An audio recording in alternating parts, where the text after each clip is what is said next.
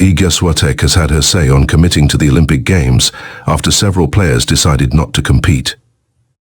Iga Swiatek has explained why she won't be skipping the Olympic Games like some of her rivals. Emma Raducanu, Aryna Sabalenka and Ons Jabeur have already announced their decision to snub the Games in Paris this summer, citing the demanding switch from clay to grass and back to clay. But world number one Swiatek believes the surface changes aren't an issue, explaining that a couple of days is enough time to adjust to the clay. The tennis event at the Olympics kicks off at the end of July. While some players are hungry to take home a medal for their nation, plenty have already ruled themselves out entirely. Raducanu was one of the first top WTA stars to reject the chance to compete at the Olympic Games. And top 10 players Sabalenka and Jabeur quickly followed with their own announcements about skipping Paris 2024. But world no. One Swiatek has already committed, despite the quick turnaround after Wimbledon.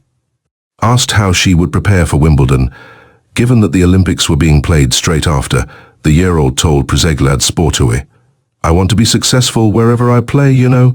We do not underestimate any tournament, especially a Grand Slam. But I realize that I haven't fully discovered my potential on grass yet. So I'll concentrate on work. Generally, the preparations will not be any different due to the Olympics." Swiatek also said there were no physical concerns about the packed schedule, even though players like Raducanu have been worried about getting injured because of the quick change in surfaces. "We will start thinking about the Olympics only after Wimbledon, because in tennis it's not like you have to be in shape for literally 2 weeks," she explained. "We rather have to be in top form 4 or 5 times a year. Physically it is not always possible, but we will prepare as best we can and we will see." And the 4-time major winner believes that it would be harder if the surfaces were reversed.